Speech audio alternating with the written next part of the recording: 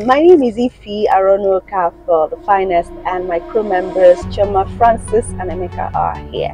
So we are off somewhere interesting as we commence the new production today. Hi Choma. Hello. I want to hear your voice, your charming voice. Oh my God.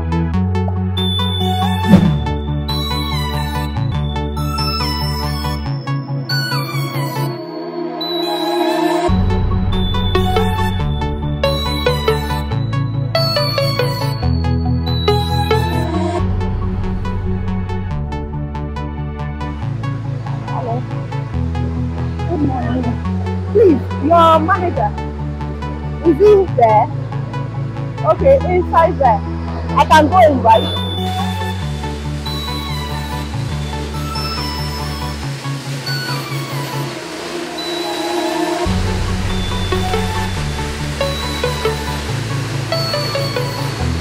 Okay, good morning, sir.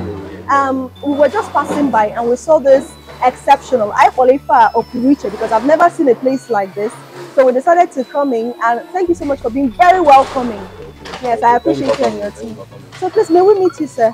My name is Engr. Arinze Nwolisa. Okay. And my name is Victor. Okay, Mr. Victor is the manager. Okay. So tell us about this place just a bit. Okay. This is a waste recycling facility established in 2020. So since then we've been picking up waste from surroundings and trying to eradicate waste pollution, plastic pollution in the environment, which is very important. Wow. Talks about sustainability. Yes, yes. Very important. You know, recently I hosted an event put together by the Ministry of Environment, and they were talking about this same thing, plastic sustainability, and people picked up plastics in the rural areas. Okay, yeah. We didn't even know you were already picking up in the... No, we've been on ground since 2021 operationally. Okay. Yes. So, so far, how challenging and how good has it been for you? It's been very challenging in terms of the logistical aspects, cost of production, but it's exciting when you do it for the environment, for the poor people who pick this plastic, because they see it as a way of a means of living, and we're doing it for the environment. So it's a win-win for all, for the environment and for us. At least we can see our employees. Yeah. Everybody's doing. Is it the conventional scavengers that we're used to, or people like me as well? Everybody. Everybody. Change begins with all of us. We are trying to minimize the amount of plastic waste in the drainages, in the environment. If I decide to pick something like this quantity, and I come here, what do I get in return? Or you'll be getting as much as close to 10,000 naira. Close to 3K. 10,000. 10,000 naira. Yes. This could be as much. Why have I not picking plastic up? Are you serious? I'm serious. This could be as much as 100 kilos, depending on 120. And if you deliver it here, you give it to you as 100 naira per kilo.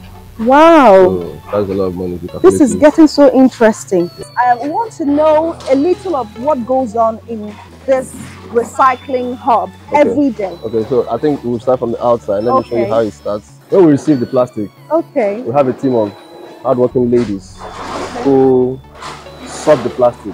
When we mean sort the plastic now, they remove the labels. You get one for me. We remove the label and the cover, and then it goes to the production team. So this is, it comes in this way. The labels are removed. The cover is also removed. We sell the cover separately, and this is processed. And why do you have to go through that process? The process is, the reason is we can't. This is a different property of plastic. This is a different property of plastic. So we have to differentiate, sort them. And then this label is more of PVC, which is not good for process. So as this like this, it goes for production. Yes. Wow. In my house, I've not thrown away plastic for the past 3 years. Wow. Me personally, because I know the value. This is of value. This is of value. Wow. I wanted to ask something like this. Plastic that has been used for oil and the like. Is it still good for you? Well, after we do this and we sell to our off-takers, they have the machinery to rewash them. They use chemicals to wash them, hot wash, cold wash. So that process is another form of, the off-taker. We don't have the machinery here yet, but as time goes on, we're hoping for more empowerment. It's in the pipeline. It's in the pipeline. Okay, okay. So no matter how bad the plastic is, no matter how bad this is the place for it. Just bring it to us. Oh, wow. Yeah. That's interesting. So your activities so far, how well do you think it has saved us? I mean, the immediate community. Well, since we started our operations in Awka, Anambra State has been rid of plastic worth of close to 800 tons through this facility. So we have processed close to 800 tons through this facility in the past 3 years. We are hoping to do more. We want to do more. We will do more. We're really in Anambra State of waste plastic, a lot of waste plastic. But we have not even scratched the surface. If you look at it, there are so many other communities in the hinterland, apart from here in Awka, that needs an establishment like this or a collection point to bring to us that we can process. Okay, you know, a business like this is more like if I follow Opuruiche, okay. Exceptional. Yes, so it's not something you see randomly. Yes. Even the location is just apt, you know, but it's also a signpost on itself because we saw the plastics and that was what led us to come in. So now, are there things that the government has done to also help you? Actually, the government has done exceptionally well. Wow. This new government has done exceptionally well with waste management. Okay. Yes. Right from the roads, you can see that there is more organization with the way they collect the waste these days, which is excellent. I have to acknowledge them for that. And they have also helped waste collection and pollution reduction through sensitization. Very important because people when I came into Awka in 2020, people really never knew about it. They also, you know, scavengers, regular scavengers, you know, the whole iron, carton. I asked them, why don't you pick this? They say lack of space. They don't have the nets to store them in. So I decided to empower them. Oh, for real? Then the sensitization went wrong. But so empowerment can also be in the form of? Yes, we give this for free. Pack it and bring it to us. Yes. That's how do they source it? We buy it.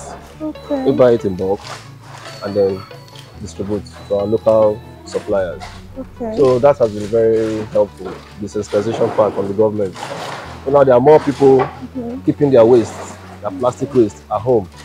Is it possible to have an organized community approach for this, where somebody actually manages the process and maybe an optic and then, you know, how does it work? It's very possible because the value chain is enormous. It's a very nice approach. That's a very lovely approach, but has not been implemented yet. Okay. So when these women are done with the very important step of sorting, it comes down this way. Okay. Yeah. So from here you can see that we have this is one machine. We have 2 machines on production site now. We have people who feed the machine. Okay. So the machine then crushes it into flakes, so we call flakes. Okay. We flake the bottles. So those flakes are bagged. Okay. Yeah, so that's it. Wow. Yeah, that's it. This is further processed. Further processed into things like polyester, and then further processed into fiber for clothes. Okay. Yes. Okay. It will surprise you to know that these mosquito nets we used to gather these are processed from this. Maybe give us a range of things that can arise from at the point where we flake our plastics. Okay, after the flaking process, it's washed. Okay. It's further processed, washed, hot but not here, right? Not here, no. Okay. At our partner factories in Lagos. Okay. Yes, we work with Chinese and some Europeans. Okay. So they further process it into green spun yarns for fiber, for clothes, t-shirts, face caps, jeans, you know, different types of fabric, fashion items are made from this. Even the plastic we have, the mosquito net, like I said earlier, is made from this. Wow. So nothing is lost. Waste is just a process. It just keeps going. Nothing is lost in waste. There's nothing, people say waste. Nothing is a waste if you look at it. Absolutely. You can also check out the further, you know, from the bottles. Yes. We also have so you can see now, for example, you can see that this one's recovered from the drainages. Without this being here, it will be clogging somewhere. And these are the covers. These are further processed Now we crush them, we further process them into this. Oh my gosh, this is interesting. Yeah, into this. Wow, wow, wow. So from this to this. And then from this now, we sell to our partner factories in Lagos, Abuja, Port Harcourt, where they now further process them into hangers. Wow. Packers. Those little household. So instead of producing virgin materials, which are more expensive, we recycle. That's the value of recycling. It saves us cost of producing virgin materials. Do you collect plastic entirely? Is it? Can we? For now, the business is squarely focused on PET plastic. PET. Let's make that. PET, which is this, your dishwash liquid, and some other things. But there are other ranges of plastic. This type of bottles, is there something you can tell us about? Just the same thing. These ones are also further processed the same way we process this one. These are Amber, Fearless. The energy drink. But because of color, we sort them by color. We can't crush all together.